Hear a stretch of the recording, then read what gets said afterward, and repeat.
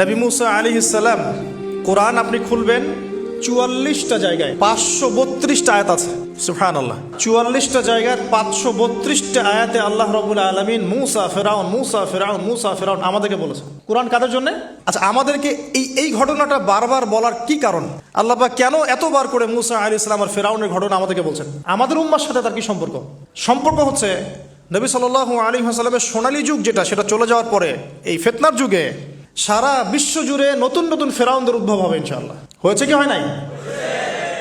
এবং এটা চিরায়ত পরিণতি। আল্লাহ পাক এই এতবার করে ৫৩২ বার এই মানুষদেরকে ফেরাউনের গল্প কেন শোনাচ্ছেন? যাতে ফেরাউনের পরিণতি সম্পর্কে এরা সচেতন হয়, যাতে ওরাও ফেরাউনের পরিণতি সম্পর্কে সচেতন হয়। কে ফেরাউন? তার নাম রেমেসিস রেমেসিস। তো ফেরাউন কোনো নাম নয়, এটা একটা রাষ্ট্রীয় পদ। তো তার একটা নাম ছিল, আমি নামটা এই মুহূর্তে স্কিপ করে ফেলছি। কি কারণে সে ফেরাউন হলো? কেন তাকে ফেরাউন বলা হচ্ছে? এক দেখুন, ইউযাববিহুনা আবনাআকুম ওয়া ইস্তাহইউনা নিসাআকুম। মুসা আলাইহিস সালামের কওমের বনু ইসরাইলদের ছেলেদেরকে মেরে ফেলছে, মেয়েদেরকে জীবিত রাখছে। সারা বিশ্ব জুড়ে তোমরা কি মুসলমান ছেলেদেরকে মেরে ফেলছো না? এখন আমরা তাদেরকে বলতে চাই, মেসেজ দিতে চাই, সারা বিশ্ব জুড়ে নব্য ফেরাউনরা মুসলিম ছেলেদেরকে মেরে ফেলছে না? এখন মেয়েদেরকে জীবিত রাখছে না? এদেরকে মেসেজ দেওয়া হচ্ছে ৫৩২ বার, এদেরকে মেসেজ দেওয়া হচ্ছে। কে ফেরাউন? যে বলছে আনা রব্বুকুমুল আ'লা, আমি তোমাদের মহান রব। সারা ওয়ার্ল্ড যারা চালাচ্ছে তারা এই দাবি প্রত্যক্ষভাবে না করলেও পরোক্ষভাবে ঠিকই করছে। ওয়ার্ল্ডের কতগুলো জায়গায় আপনি দেখবেন যে অবনত চিত্তে আল্লাহ পাকের হুকুমের সামনে মাথা পেতে নিচ্ছে। কয়টা জায়গায় আল্লাহ পাকের সুপ্রিম লসগুলোকে এস্টাবলিশ করা হচ্ছে। তাহলে এটাকে ইনডাইরেক্টলি আপনি চ্যালেঞ্জ করছেন, আল্লাহ পাকের কিতাবকে আপনি ইনডাইরেক্টলি চ্যালেঞ্জ করছেন। এবং এটা আপনি সরাসরি না বললেও, যে আমি মহান রব নই, এ কথা সরাসরি না বললেও আপনার কাজে এটা প্রমাণ করছেন। আল্লাহ পাকের সমস্ত আহকাম হুকুম ইসলামিক বিধানগুলোকে উঠিয়ে দিয়ে জাহেলিয়াত প্রতিষ্ঠা করছেন, শিক্ষা ক্ষেত্রে, সাংস্কৃতিক ক্ষেত্রে, অর্থনৈতিক ক্ষেত্রে, ইভেন পলিটিক্যাল ক্ষেত্রে। তাহলে এটা কি ফেরাউনের আচরণ নয়? এটা কি ফেরাউনের আচরণ নয়? ফেরাউন কাকে বলে? ফেরাউনের ডেফিনেশন কি আসলে? তাকে একটার পর একটা নিদর্শন দেখানো হয়েছে। নয়টা নিদর্শন, 9টা দেখানো হয়েছে। আপনি সূরা তাহা পড়ুন, কসাস পড়ুন, পাবেন 9টা নিদর্শন। এতগুলো নিদর্শন আয়াত দেখার পরেও ফেরাউন ঈমান নিয়ে আসে নাই। তো এখন সারা ওয়ার্ল্ডে যারা আছে, বড় বড় ফেরাউন, নমরুদ, আজার, এদের সামনে নিদর্শনের অভাব আছে? এরপরেও কি তারা ইসলাম কবুল করছে, আত্মসমর্পণ করছে? ইসলামের উপর এত আগ্রাসন, এত ম্যাসাকার্ড অবস্থার পরেও ইসলাম কি দিন দিন কমছে না বাড়ছে? নিদর্শন। মুসলিমদের উপরে এত সাংস্কৃতিক আগ্রাসন, শিক্ষাক্ষেত্রে আগ্রাসন, অর্থনৈতিক আগ্রাসন, পলিটিক্যাল আগ্রাসন, এরপরেও কি মুসলিমরা কমেছে না বেড়েছে? নিদর্শন। সারা বিশ্বে পর্দা কত কথা, তারপরে পশ্চিমারাই এখন পর্দা করছে। নিদর্শন, ওরাই এখন পর্দার দিকে আসছে। প্রতিটা জায়গায় আপনি দেখুন, শিক্ষা থেকে উঠাই দিচ্ছেন ইসলাম, কিন্তু তারপরেও মানুষ মাদ্রাসার দিকে আসছে, তারপরেও দিন দিন মানুষ কোরআন শিখছে, তারপরেও দিন দিন মানুষ হাদিস শিখছে। আমরা সংস্কৃতির নামে নগ্নতা বেহায়াপনা ছড়িয়ে দিচ্ছি, তারপরেও দেখুন দিন দিন মানুষ আবার আল্লাহর দিকে ফিরে আসছে। যুব সমাজকে নাস্তিক বানানোর জন্য কত কি না করলাম আমরা, কত কি যে করলাম যুবকদেরকে নাস্তিক বানানোর জন্য, কিন্তু তারপরেও ইয়াংদের একটা বড় অংশ দিন দিন ইসলামের দিকে ফিরে আসছে। আলহামদুলিল্লাহ। দেখুন, এখনও কিন্তু ফেরাউনদের সামনে নিদর্শন যাচ্ছে। সবচেয়ে বড় কথা, তারা আল্লাহ পাকের অথরিটি, যে আমরা সভরেন্টি বলি যেটাকে, এইটা দাবি করেছিল ফেরাউন। এখন সেই সভরেন্টি দাবি করছি আমরা বড় বড় সংস্থাগুলোর মধ্য দিয়ে। আপনি আমাকে সরাসরি জিজ্ঞাসা করলে আমি বলবো ইউনাইটেড নেশনস একটা ফেরাউন। অফকোর্স ফেরাউন, কারণ সে সারা ওয়ার্ল্ডকে আল্লাহ পাকের হুকুম আহকাম থেকে বের করে মানুষের হুকুম আহকামের দিকে নিয়ে গেছে। সিম্পল। এখন আশুরার সাথে এগুলোর কি সম্পর্ক? এবার এই বিষয়টা দেখুন, একটু খেয়াল করুন, একটু মনোযোগ দিন। নবী মুসা আলাইহিস সালামকে আল্লাহ রাব্বুল আলামিন জন্ম দিয়েছেন কোন বছর জানেন? যেই বছর ওই সন্তান জন্মটা স্থগিত ছিল, 1 বছর তারা সন্তান জবাই করা। জ্যোতিষীরা বলেছিল একজন আসবে তোমার সিংহাসন কেড়ে নিবে। মুসা আলাইহিস সালামের নাম উল্লেখ করা হয় নাই। ফেরাউন খুব সতর্ক, এরপর থেকে যে বাচ্চাই জন্ম নেয় হত্যা করা হয়। সুবহানাল্লাহ। এখন সারা বিশ্বে বাচ্চাদেরকে হত্যা করা হচ্ছে না? আপনি ইয়েমেনের দিকে তাকান, সিরিয়ার দিকে তাকান, লেবানন, জর্ডান দেখেন, প্যালেস্টাইনের দিকে তাকান, আপনি প্যালেস্টাইনের দিকে তাকান, কতগুলো বাচ্চা, নিরীহ বাচ্চাদেরকে এত মারার পরেও আলহামদুলিল্লাহ আল্লাহ পাক ওইখানকার মাদের গর্ভে যমজ সন্তান দান করে। দেখবেন পৃথিবীর সবচেয়ে বেশি যমজ সন্তান হয় ছেলে সন্তান প্যালেস্টাইনে। সুবহান আল্লাহ পাকে দেখেন। তো মুসা আলাইহিস সালামকে আল্লাহ পাক জন্ম দিয়েছেন পরের বছর, মানে যে বছর জবাই করা চলছে তার পরের বছর মুসা আলাইহিস সালাম জন্ম নিয়েছে। এবার তার মা তো ভীত সন্ত্রস্ত, কি করবেন, কিভাবে হবে, ফেরাউন জানতে পারলে তো মেরে ফেলা হবে। এখন আল্লাহ পাক তাকে ওহী করলেন। এই ওহীটা নবুয়ত না, কিন্তু মনের মধ্যে ইলহাম। এটা কি বলি? ইলহাম। যে তুমি তোমার সন্তানকে ভাসিয়ে দাও। কোথায় ভাসাবে? কোনো মা পারবে? বলেন তো, মারা কি এটা পারবে? ও মুসা আলাইহিস সালামের মায়ের কলবটা কেঁদে উঠলো। আল্লাহ পাক বলছেন, আমি যদি তার কলবকে দৃঢ় না রাখতাম সেই কাজ করতে পারতো না। সুবহানাল্লাহ। তার অন্তরকে দৃঢ় কে রাখে? আল্লাহ। আমরা সে আল্লাহর কাছে অন্তরের কলবের দৃঢ়তা কামনা করি। আমি এই জায়গা থেকে একটু মনোযোগ দিয়ে বুঝতে হবে, আস্তে আস্তে শেষ করে দিব। এবার আল্লাহ রাব্বুল আলামিনের শান এবং তার পরিকল্পনা দেখুন। আল্লাহ পাক মুসা আলাইহিস সালামের চেহারার মধ্যে মোহাব্বত, ভালোবাসা দিয়ে দিয়েছেন। মানে সুবহানাল্লাহ। অনেক মানুষ আছে না, বাচ্চা দেখলে মহব্বত জাগে, ভালো লাগে, খুব আদর করতে ইচ্ছা করে। ফেরাউনের ঘরে সন্তান নাই, তার স্ত্রী পানির ঘাটে বাচ্চা চলে আসলো। বাচ্চা দেখে সে বলছে, মাশাআল্লাহ, এত চমৎকার একটা সন্তান, ফুটফুটে বাচ্চা। ফেরাউনের কাছে নিয়ে গিয়ে বলছে, একে রেখে দেই, লা তাকতুলু, তাকে হত্যা করো না, আয়সা ইয়ানফাআনা আও নাত্তাখিযাহু ওয়ালাদা, তাকে আমরা রেখে দেই, হয়তো সে উপকারে আসবে, অথবা কোনো আমরা তাকে সন্তান হিসেবে গ্রহণ করতে পারি। তো ফেরাউন কিন্তু খুব সতর্ক ছিল। তারপরে আল্লাহ পাক তারই ঘরে মুসা আলাইহিস সালামকে বড় করলেন। সুবহানাল্লাহ। আর মুসা আলাইহিস সালাম, ফেরাউনের স্ত্রী দুধও পান করছে না। তখন মুসা আলাইহিস সালাম একজন বোন আছে, সে গিয়ে তাদেরকে খবর দিল যে আমরা কি তোমাদেরকে হাল আদুল্লুকুম আলা মান ইয়াকফুলু, এমন একজনের কথা বলবো যে মুসাকে দুধ পান করাবে, এই বাচ্চাকে দুধ পান করাবে। আল্লাহ পাকের কি কৌশল! আল্লাহ পাক ওই মায়ের কোলেই আবার মুসা আলাইহিস সালামকে ফিরিয়ে দিলেন।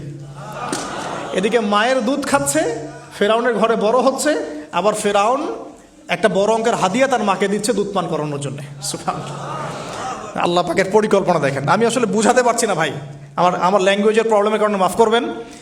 অনেক তথ্য মাথায় থাকলে কথা বলাও টাফ হয়ে যায়। তো সুবহানাল্লাহ, আল্লাহ পাকের পরিকল্পনা দেখুন। যে নবী মুহাম্মদ সাল্লাল্লাহু আলাইহি ওয়াসাল্লামকে মক্কা থেকে তাড়িয়ে দিচ্ছে মানুষ, আল্লাহ রাব্বুল আলামিন সেই মক্কা নবীর পায়ের সামনে এনে দিলেন। সুবহানাল্লাহ। মাত্র 8 বছরের ব্যবধানে। যে বদর যুদ্ধে মুসলিমদেরকে একদম নিঃশেষ করে দেওয়ার প্ল্যান করা হয়েছে, ওই বদরেই আল্লাহ রাব্বুল আলামিন আবু জেহেলের মৃত্যু লিখে রাখলেন। যে ইউসুফকে কুয়ায় ফেলে দিল তার ভাইরা, সেই ইউসুফকে আল্লাহ পাক সেখান থেকে রাজপ্রাসাদ, সেখান থেকে কারাগার, সেখান থেকে আবার নিয়ে আসলেন মিশরের পলিটিক্যাল পাওয়ারে। আল্লাহর পরিকল্পনা। যে ইয়াসরিব একসময় ইহুদিদের দাপটের জায়গা ছিল, ওই ইয়াসরিব মুসলিমদের পরতলগত করলেন আল্লাহ পাক হিজরত করিয়া। বাদশাহ নাজাশি আবিসিনিয়ায়, আমি তো মালয়েশিয়াকে একটা আবিসিনিয়া মনে করি, এখানে মাশাআল্লাহ এরকম পরিবেশ আছে, শান্তিপূর্ণ ইসলামী পরিবেশ। বাদশাহ নাজাশির এরকম পরিবেশ ছিল। বাদশাহ নাজাশি কিন্তু মুসলিম ছিল না, সে খ্রিস্টান ছিল। তারপরেও নবীজি বলতেন, বাদশাহ নাজাশির রাজ্যে কেউ জুলুমের শিকার হয় না। সুবহানাল্লাহ। যদিও সে মুসলিম ছিল না, ওখানে ইসলাম নিয়ে গেলেন আল্লাহ পাক। ওখান থেকে পুরো আফ্রিকা ইসলাম ছড়িয়ে পড়লো। সুবহানাল্লাহ। এক খালেদ বিন ওয়ালিদ রাদিয়াল্লাহু আনহু, যার হাতে উহুদ যুদ্ধে বহু মুসলিমের প্রাণ গিয়েছে না, সেই মানুষকে আল্লাহ রাব্বুল আলামিন হেদায়েত দিয়ে 100টা যুদ্ধ করিয়েছেন। সুবহানাল্লাহ। আল্লাহ পাকের পরিকল্পনা আমরা বুঝতে পারবো না। আল্লাহ পাকের পরিকল্পনা আমরা বুঝতে পারবো না। মাকারু ওয়া মাকারাল্লাহ, তারা কৌশল করে, আল্লাহ পাকও পরিকল্পনা করে। দেখেন, এই যে প্যালেস্টাইন নিয়ে এত সমস্যা করছে না, আল্লাহ পাকের কি পরিকল্পনা! সুবহানাল্লাহ। আল্লাহ পাক সমস্ত জিউসদেরকে ওইখানে একত্রিত করেছেন। কেন জানেন? কেন জানেন? আল্লাহ পাক এই যে 1914 থেকে নিয়ে 2023 এই যে সালগুলো চলছে, 100 বছর, লাস্ট 100 বছরে সারা ওয়ার্ল্ডের জিউসদেরকে ওখানে একত্রিত কেন করেছেন জানেন? যেইভাবে আল্লাহ পাক ফেরাউনের দলবলকে লোহিত সাগরে ডুবিয়ে দিয়েছেন, ওইভাবে আল্লাহ পাক প্যালেস্টাইনিদের সবাইকে ডুবাবে ইনশাআল্লাহ। এটাও আল্লাহ পাকের একটা বড় পরিকল্পনা। এটা ওরা বুঝতে পারছে না, কিন্তু সময় সাক্ষী দেবে ইনশাআল্লাহ। দেখে নিন, আমরা 100% হলফ করে বলতে পারি এটা হবেই ইনশাআল্লাহ। এই কারণেই লাস্ট এই যে অটোম্যানদের ডিফিটের পর থেকে নিয়ে 1970 থেকে নিয়ে যে first world war, second world war করতে করতে সব জায়গা থেকে জিউসদেরকে একত্রিত করেছে এখানে। বিকজ অফ লাস্ট একটা সর্বশেষ একটা ম্যাসাকার আল্লাহ পাক করবেন এদেরকে ইনশাআল্লাহ। কার হাতে? ঈসা আলাইহিস সালামের হাতে। আমাদের উম্মতের মধ্যে কে নেতৃত্ব দিবেন? ইমামুল মাহদি, যার নাম হবেন মুহাম্মদ। তার নাম কি? মুহাম্মদ। তার বাবার নাম আব্দুল্লাহ, তার মায়ের নাম হবে আমিনা। তো এটাও ক্লোজিং টাইম। এখন আসুন, তো আল্লাহ পাকের কি পরিকল্পনা! যৌবনকালটা আল্লাহ পাক মুসা আলাইহিস সালামকে ফেরাউনের ঘরেই কাটালেন। এবং আল্লাহ পাক মুসা আলাইহিস সালামকে দুটো গুণাবলী দিয়ে বড় করলেন। দুটো গুণাবলী মনে রাখবেন। এক হচ্ছে কওয়ী, তিনি শক্তিশালী ছিলেন, ফিজিক্যালি অনেক শক্তিশালী ছিলেন। আমিন মানে বিশ্বস্ত ছিলেন, কওয়ীউল আমিন। মনে থাকবে ইনশাআল্লাহ। আমরাও আল্লাহর কাছে দোয়া করি, আল্লাহ আমাদেরকে কওয়ী বানিয়ে দিন এবং আমিন বানিয়ে দিন, আমিন। এবার যৌবনে উপনীত হয়েছেন, টকবকা রক্ত, বাইরে বের হয়েছেন। বাইরে বের হয়ে দেখছেন যে দুজন ব্যক্তি লড়াই করছে, ইয়াক্তাতুলান রজুলান ইয়াক্তাতুলান, দুজন ব্যক্তি মারামারি করছে। একজন মিন শিয়াতি, তার বনু ইসরাইল কওমের মধ্যে, আরেকজন হচ্ছে আদুবি, তার শত্রুর মধ্যে। তো মুসা আলাইহিস সালাম গিয়ে সাহায্য করতে চাইলেন তার কম। আমরা বলি না দেশি ভাই সাপোর্ট দিই, তাই না? আচ্ছা, তো মুসা আলাইহিস সালাম গিয়ে সাপোর্ট দিতে গিয়ে শুনেন, ফাওয়াকাযাহু মুসা ফাকাদা আলাইহি, মুসা আলাইহিস সালাম মাত্র একটা ঘুষি দিয়েছেন, এক ঘুষিতেই ওই ব্যক্তি ডেড, স্পট ডেড। এই যে আমি গত একটা লেকচারে বলেছিলাম, চাইনিজ কন্টিনেন্টে যে মার্শাল আর্টসগুলো গড়ে উঠেছে এই কোরআন থেকে গড়ে উঠেছে। তার আগে ওদের সভ্যতা ছিল, সংস্কৃতি ছিল, ঠিক আছে। এক ঘুষিতে মানুষ মারা যায়, এটা কোরআন বলেছে। এক ঘুষিতে মানুষ মারা যায়, এটা কোরআন বলেছে। ওরা এখন রিসার্চ করে বের করে যে 6টা-7টা স্পট আছে মানুষের দেহে, এক ঘুষিতে মানুষ মারা যেতে পারে। কোরআনকে আমরা মূল্যায়ন করি না, কিন্তু কোরআনকে সারা দুনিয়ার অমুসলিমরা মূল্যায়ন করে ওদের স্বার্থে তারা আমাদের কোরআনকে মূল্যায়ন করে, আমাদের হাদিসকে মূল্যায়ন করে। আমরা করতে চাই না, আল্লাহ মাফ করুক আমাদেরকে। আমরা কোরআন পড়তে চাই না, গবেষণা করতে চাই না, অর্থ বুঝতে চাই না, একটু আরবি ভাষা শিখতে চাই না, কোরআনের বালাগাত ডেইলি একটু তেলাওয়াত করবো এক পারা, সেটা করতে চাই না। আল্লাহ পাক আমাদেরকে মাফ করুক এবং কোরআনওয়ালা বানিয়ে দিন, আমিন। কথাগুলো বলার উদ্দেশ্য আপনাদেরকে আঘাত করা নয়, আমি জাস্ট আপনাদের কলবে একটু ধাক্কা দেওয়ার চেষ্টা করছি, যাতে করে আপনারা সবাই কোরআন তেলাওয়াত করেন ডেইলি এক পারা করে। আল্লাহ কবুল করে নেবেন। এবার আসুন দেখুন, এবার কি হলো, এটা ইন্টেনশনালি ছিল না, আনইনটেনশনালি মুসা আলাইহিস সালাম এখন কিন্তু মানে হত্যার অপরাধী হয়ে গেছেন, তাই না? ফেরাউন তাকে ধরার জন্য বের হয়েছে দলবল নিয়ে, ওকে ধরতে হবে, এবার অ্যারেস্ট করতে হবে। তো একজন এসে পরামর্শ দিল যে তুমি এখান থেকে চলে যাও, তুমি এই মিশর থেকে চলে যাও, বের হয়ে যাও, নাহলে ফেরাউনের বাহিনী তোমাকে পেলে ধরে ফেলবে। এবার মুসা আলাইহিস সালাম চলে গেলেন কোথায়? মাদিয়ান। কোথায় বলেন? অনেক দূরে মাদিয়ান। মাদিয়ানে গিয়ে তার না আছে কোনো শেল্টার, না গার্ডিয়ান, না কোনো খাবার, না পানি, কিছুই নাই। ঠিক নবী সাল্লাল্লাহু আলাইহি ওয়াসাল্লামের সাহাবীরা হিজরত করেছেন আবিসিনিয়ায়, নবীজি হিজরত করেছেন একবার তায়েফে, ওখানে মার খেয়ে চলে আসতে হয়েছে না? মনে আছে? তায়েফের 3টা গোত্র ছিল, আব্দে ইয়ালাইল, আব্দে মাসউদ, হাবিব বিন আমর, এই 3 গোত্রের নেতা ছিল। এরা নবী সাল্লাল্লাহু আলাইহি ওয়াসাল্লামকে ছোট ছোট বাচ্চাদেরকে দিয়ে পিটিয়েছিল, নাউজুবিল্লাহ। তারপরে নবীজি বদদোয়া করেন নাই, ওখান থেকে চলে আসছেন মক্কায়। আমি গুছিয়ে বলছি শর্ট করে। তো এভাবে মুসা আলাইহিস সালামকেও হিজরত করতে হয়েছে। দেখেন, আবার নবীজিকে হিজরত করতে হচ্ছে মদিনায়। তার মানে হিজরা বিষয়টা ইসলামের সাথে সম্পৃক্ত। পরিবেশ পরিস্থিতি অনুকূলে না থাকলে, যেখানে ভালো পরিবেশ সেখানে গিয়ে মানুষ থাকতে হবে। আলহামদুলিল্লাহ, এখানে ভালো পরিবেশ আছে, আপনারা ভালো পরিবেশ পেয়েছেন। কিন্তু যারা চ্যালেঞ্জ গ্রহণ করে সমাজের জাহিলিয়াতগুলোকে সরানোর চেষ্টা করবে, সংস্কারের চেষ্টা করবে, তারা আল্লাহর কাছে অনেক বেশি পছন্দের। তার মানে প্রথম ফাইট আমাদেরকে করতে হবে। করতে করতে গিয়ে এক পর্যায়ে যদি দেখি যে না আর পারছি না, তখন কি? হিজরা। এটা মাথায় রাখতে হয়। এখন নবী সাল্লাল্লাহু আলাইহি ওয়াসাল্লামকেও করতে হচ্ছে। মুসা আলাইহিস সালাম চলে গেলেন মিশর থেকে কোথায় বলেন? মাদিয়ানে। তখন আরেকজন নবী ছিলেন, তার নাম কি? শুআয়ব। এটা মাশাআল্লাহ, শুআয়ব আলাইহিস সালাম। শুআয়ব আলাইহিস সালাম সম্পর্কে আল্লাহ পাক বলেছেন তিনি অত্যন্ত চমৎকার বাগ্মী ছিলেন। মানে তিনি নবীদের মধ্যে অনেক সুন্দর করে কথা বলতে পারতেন। সুবহানাল্লাহ, সুবহানাল্লাহ। তো শুআয়ব আলাইহিস সালামের কওমের নাম কওমে মাদিয়ান। বলে রাখি, এই কওমে মাদিয়ানকে আল্লাহ রাব্বুল আলামিন ধ্বংস করেছেন সর্বপ্রথম ভূমিকম্প দিয়ে। কি দিয়ে? পৃথিবীতে সর্বপ্রথম যে জাতিকে ভূমিকম্প দিয়ে ধ্বংস করা হয়েছে তার নাম কওমে মাদিয়ান। কেন ধ্বংস করা হয়েছে? মাপে কম দিত। কি করতো? যেটা এখনকার ওয়ার্ল্ডের ইকোনমিক সুন্নাহ, নাউজুবিল্লাহ। মানুষকে ঠকানো এখনকার ওয়ার্ল্ডের ইকোনমিক সুন্নাহ।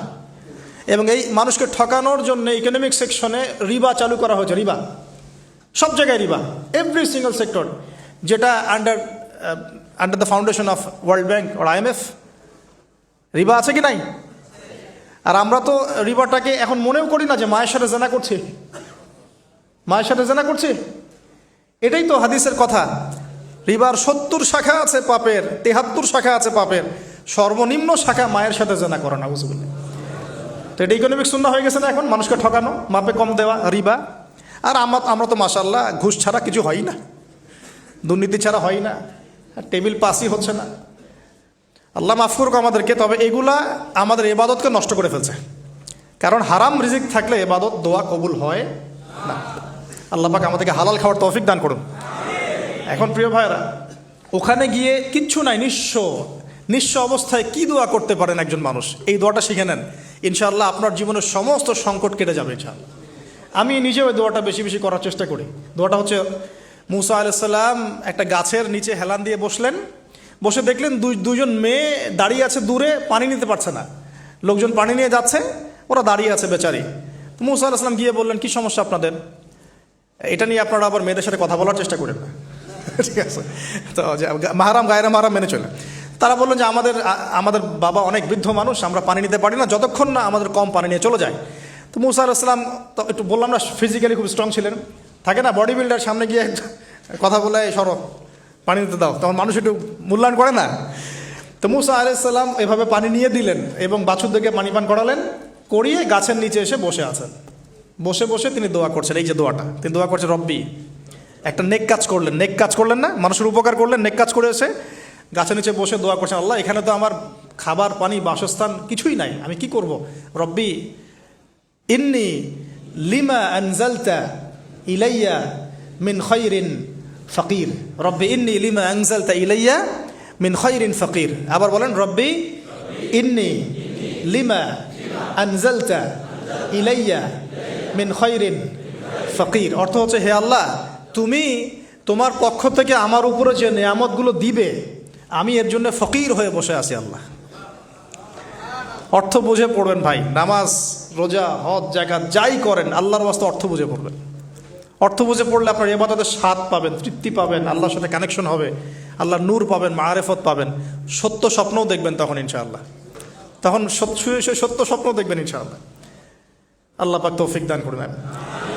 এবার আল্লাহ পাকের সাহায্য নেমে আসলো, ওই দুই মেয়ের মধ্যে একজন হেঁটে হেঁটে চলে আসছে। এবার এই মেয়ের হাঁটা সম্পর্কেও কোরআন কথা বলেছে, সুবহানাল্লাহ। এই মেয়ে কিভাবে হেঁটে এসেছে এই হাঁটার বর্ণনাও কোরআন দিয়েছে। কোরআন বলেছে এই মেয়ে হেঁটে আসছে লাজুক পায়ে। কি পায়ে? এখন আপনি এই পুরো ওয়ার্ল্ডের মেয়েদের হাঁটা দেখেন, লজ্জা আছে? তাহলে মেয়েদের সাথে লজ্জা একটা গভীর সম্পর্ক আছে। এই মেয়ের প্রশংসা আল্লাহ পাক কোরআনে করলেন, লাজুক পায়ে লাজুক ভঙ্গিতে অবনত নয়নে সে হেঁটে আসলো। এখন আপনি কেলে যান, গো টু খেল, আপনাদের টুইন টাওয়ারে যান, দেখেন সবার হাঁটার চলা দেখেন। হায়া লজ্জার কোনো বালাই আছে এখানে? আমি গত লেকচারে বলেছিলাম যে আদম আলাইহিস সালাম এবং হাওয়া আলাইহিস সালাম, ইবলিস তাদের সাথে প্রথম যে আচরণ করেছে ওই ফল খাওয়ানোর পরে, সেটা কি? তাদের গা থেকে পোশাক খুলে পড়ে গেছে, মানে নগ্ন করে দিয়েছে আমাদের পিতামাতাকে, মহাবিশ্ব নগ্ন করে দিয়েছে কে? ইবলিস। তো এখন এই পৃথিবীতে আমরা যারা নগ্নতার চর্চা করছি, তার কার এজেন্ট আমরা বুঝতে বাকি আছে? আমার কথা কি বুঝতে পারছেন কি না? এই কানেকশন মেলানোর চেষ্টা করেন, ডটসগুলো মেলানোর চেষ্টা করেন। সামনে যাই প্রিয় ভাই, এই মেয়ে এসে বলছে, আমার বাবা আপনাকে ডাকেন, আমার বাবা আপনাকে ডাকছেন। তিনি গেলেন, বাবা শুআয়ব আলাইহিস সালাম। তখন এক বোন ইনডাইরেক্টলি বাবাকে বোঝাচ্ছে যে বিয়ে শাদী দিলে ভালো হয়।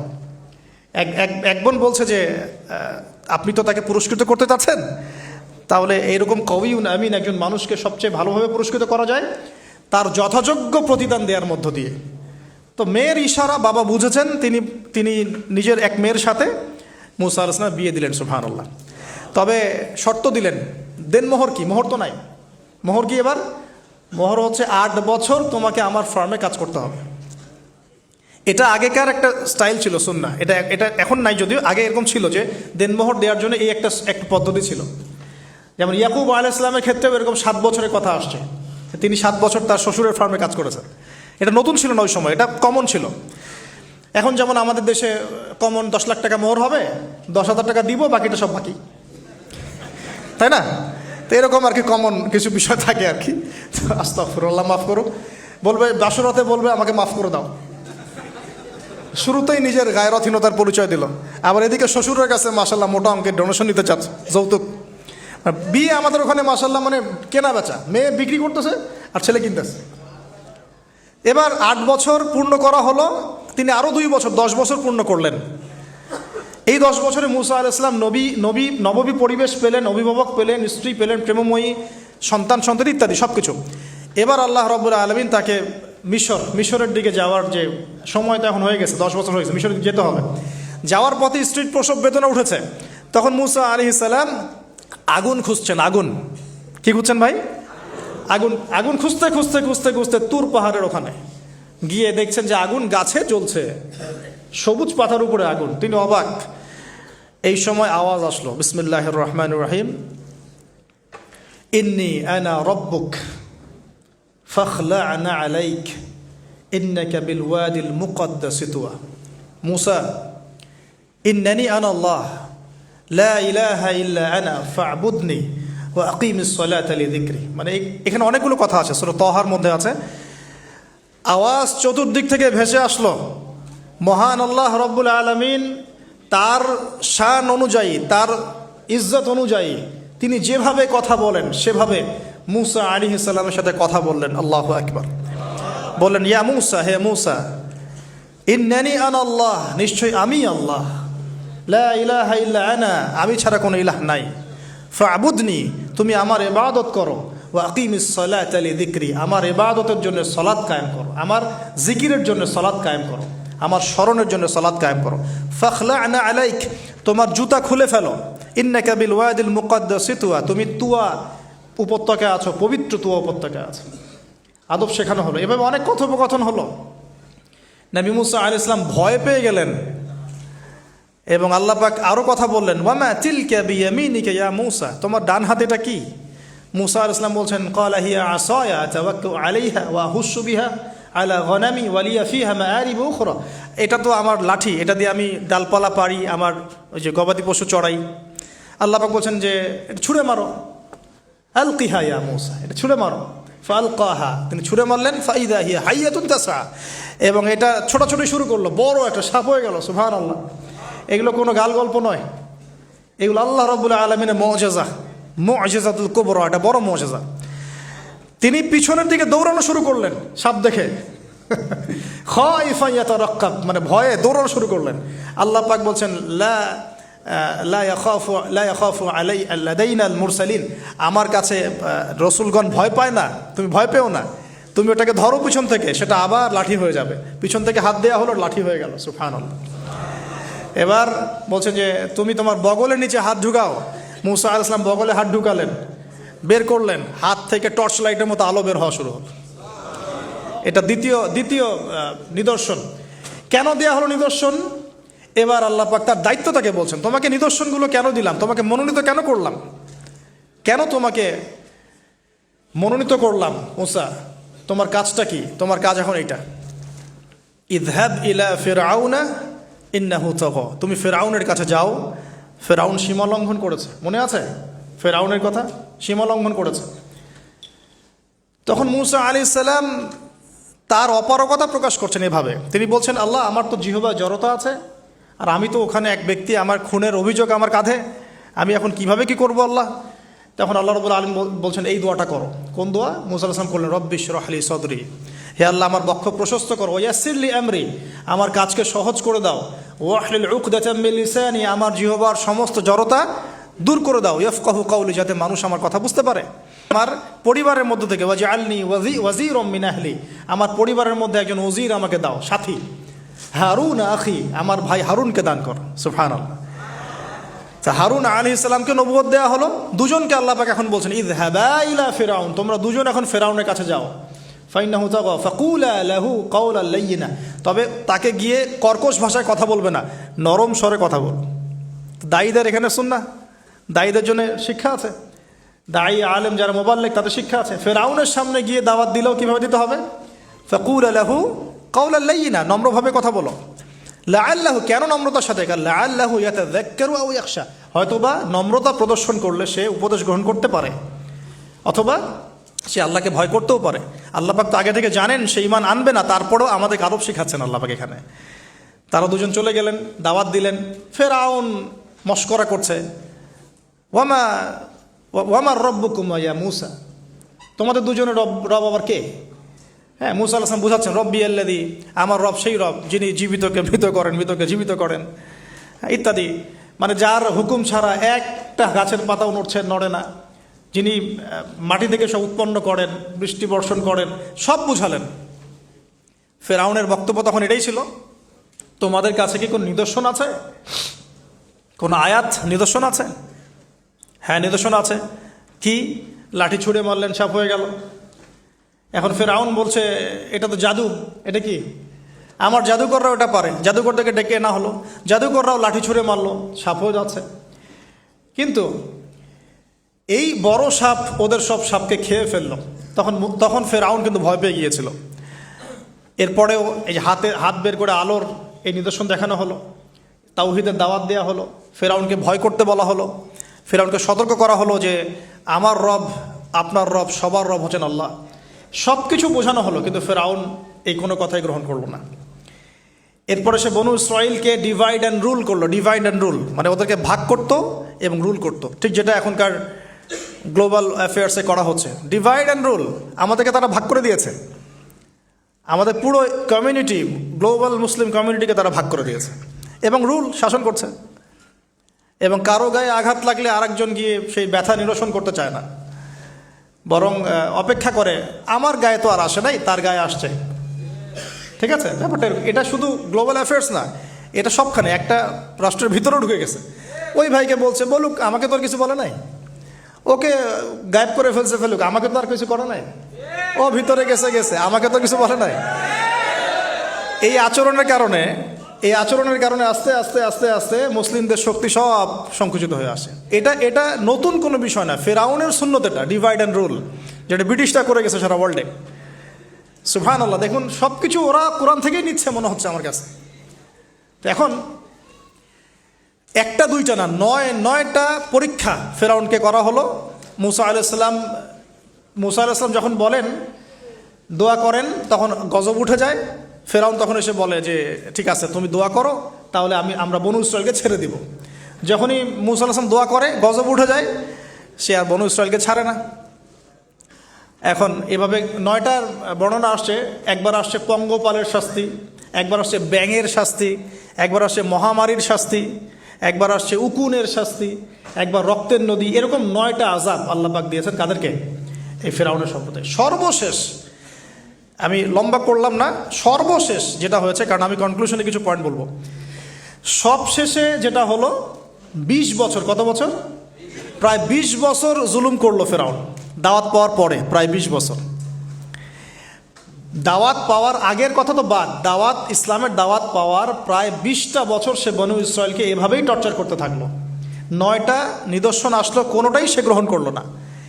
এবং সর্বশেষ তার কল ছিল যে আমি ছাড়া তোমাদের কোনো রব আছে এটা আমি জানি না, নাউজুবিল্লাহ। এবং সূরা নাবার মধ্যে আল্লাহ বলেছেন যে ফেরাউন বলেছিল আনা রব্বুকুমুল আ'লা, আমি তোমাদের মহান রব, নাউজুবিল্লাহ। এই ছিল ফেরাউনের শেষ স্টেটমেন্ট। এবার মুসা আলাইহিস সালাম বনু ইসরাইলকে নিয়ে চলে যাচ্ছেন মিশর থেকে। ফেরাউন দলবলে ধাওয়া করছে, সামনে সাগর আর পিছনে ফেরাউনের বাহিনী। মুসা আলাইহিস সালাম এখানে বনু ইসরাইলকে নিয়ে একটা রিম রক বলি আমরা, যেটা পাহাড়ে উঠতে সামনেও যেতে না পারে, পিছনেও যেতে না পারে, এরকম একটা অবস্থা। এই সময় মুসা আলাইহিস সালামের গোত্রের কিছু মানুষ বলেছিল যে ইয়া মুসা ইন্না লামুদরাকুন, হে মুসা আমরা তো ধরা পড়ে গেলাম, আমরা মনে হয় আজকে ধরা পড়ে গেলাম। এই অবস্থাতে মুসা আলাইহিস সালাম বলেছিলেন, একটু বোঝার চেষ্টা করেন, পিছনে ফেরাউনের বিশাল বাহিনী, সামনে সমুদ্র, যাওয়ার কোনো জায়গা নাই, একদম কোনো জায়গা নেই, খালি চোখে কোনো জায়গা দেখা যাচ্ছে না। ওই সময় খালি চোখে, বাহ্যিক চোখ দিয়ে কোনো উপায় দেখা যাচ্ছে না। বাহ্যিক চোখে ওই সময় কোনো উপায় দেখা যাচ্ছে না নিষ্কৃতির, নাজাতের। ঠিক এখন সারা ওয়ার্ল্ডে বাহ্যিক চোখে মুসলিমদের নাজাতের কোনো পথ দেখা যাচ্ছে না। বাহ্যিক চোখ দিয়ে কি করবে মুসলিমরা? খালি পড়াশোনা করবে, না কমিউনিটি করবে, না জিহাদ করবে, নাকি তাগুতের এগেনস্টে লড়বে? কি করবে মুসলিমরা? নাকি সারাদিন বসে বসে মসজিদে তাসবিহ টিপবে আর নামাজি পড়বে? কি করবে মুসলিমরা? বাহ্যিক চোখ দিয়ে এখানেও কোনো ফয়সালা দেখা যাচ্ছে না। তখন আল্লাহ রাব্বুল আলামিন মুসা আলাইহিস সালামকে একটা পরীক্ষাও নিলেন।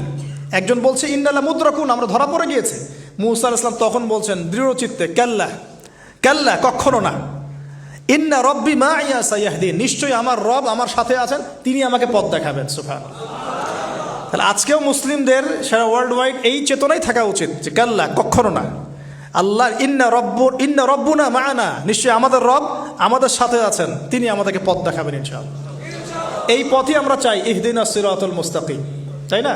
সিরাতাল লাযিনা আনআমতা আলাইহিম গায়রিল মাগদুবি আলাইহিম ওয়ালাদ-দাল্লিন। এই বাস যখন আপনি পুরো দমে আল্লাহর উপর তাওয়াক্কুল করে ফেলবেন, তখনই তো আল্লাহ রাব্বুল আলামিনের নুসরা নেমে আসবে।